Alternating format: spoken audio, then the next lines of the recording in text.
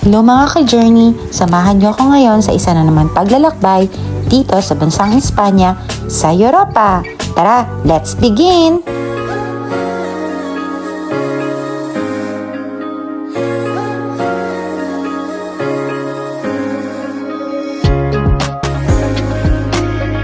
For today's video, ipapakita ko sa inyo ngayon ang konting pasilip sa city ng Valencia.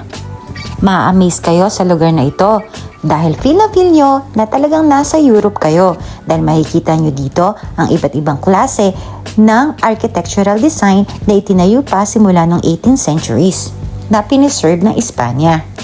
Centro de Valencia ang tawag ng mga Espanyol sa lugar na ito. Dito nyo makikita ang iba't ibang shopping centers, restaurants at dito rin ginaganap ang mga big events ng Valencia katulad ng fireworks at dito rin tinatayo ang pinakamalaking Christmas tree pag tuwing December. Dito nyo rin matatagpuan ang isa sa pinakamalaking munisipyo sa buong Valencia na tinatawag nilang Ayuntamiento. Spring na nga pala ngayon dito sa Spain. Ito ang pinaka-favorite kong season sa buong taon dahil hindi ito mainit at hindi rin malamig. Kaya makikita nyo ang mga tao dito ay mga nakasando na lang or mga naka-t-shirt at mga naka-short. Hindi na sila nagsusot ngayon ng mga makakapal na jacket. At makikita mo rin dito sa season na ito na nag-uusbunga na ang mga flowers at mga trees. O diba? Ang ganda ng spring season. Pupunta nga pala ako ngayon dito sa munisipyo ng Valencia para kumuha ng history ng pagtira ko dito ng buong taon sa Espanya. Tawag nila itong Histórico del Empadronamiento. Ang empadron ay isa sa pinaka-importanting dokumento dito sa Espanya, lalo na sa mga walang papel at mag-aayos ng papel after 2 years.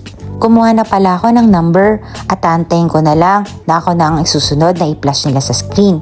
So habang nag-aantay, upo-upo muna. O diba, makipagkwentuhan muna para matuto ng Espanyol. Libre lang pala ang empadron. Wala kayong babayaran na kahit 5. Basta, pag una kayo magpapa-empadron, ipepresent nyo lang ang kontrata ng bahay, passport, at kapag may papel na kayo, katulad ko na kumukuha ng history, magpresent lang kayo ng NI. Napaka-importante ng empadron dito sa Espanya dahil marami kayong paggagamitan nito. Katulad ng libreng gamutan dito sa Espanya o pagpapacheck up sa anumang klinik o hospital at pag-o-open ng bangko at kapag ipipetisyon nyo na ang mga pamilya nyo. Pabalik na pala ako ng bahay nito para pumunta naman doon kung saan ako naka-empadron na city at pumunta ng ospital para makakuha ng SIP at maka-access ako sa free medical health ng gobyerno ng Espanya. Sumakay na ulit kami ng bus papuntang El Perelló, out of Valencia yon. Kasama ko nga pala ang kumari ko ditong si Rowena. Sinamahan niya ako papuntang El Perelló. Thank you! Unfortunately, pagpunta namin doon, sarado na pala ang clinic para makakuha ako ng SIP dahil ang sabi nila 8:30 to 12 lang daw nagbubukas ang clinic na ito. Since sarado na ang clinic, and-explore muna namin ni Kumaring Weng ang kagandahan ng El Perelló. Napakaganda ng beach nila dito. Naglakad-lakad muna kami ng konti. Dito nga pala ako nagtrabaho last 2019 to 2022. 3 years din ako nalagi sa lugar na ito. Napakabait talaga ng boss ko na kahit hindi na ako nakatira sa kanila o nagtatrabaho sa kanila, hindi pa rin nila inalis ang pangalan ko sa bahay nila na naka-empadron sa kanila. Salamat boss! At habang naglalakad-lakad kami, nakakita kami ng isang restaurant na katapat mismo ng beach. Ang ganda diba? So fresh ang hangin. Kaya nag-decide kami na upo muna at umorder ng drinks. Kaway ka. Cheers tayo, B! Cheers tayo, B!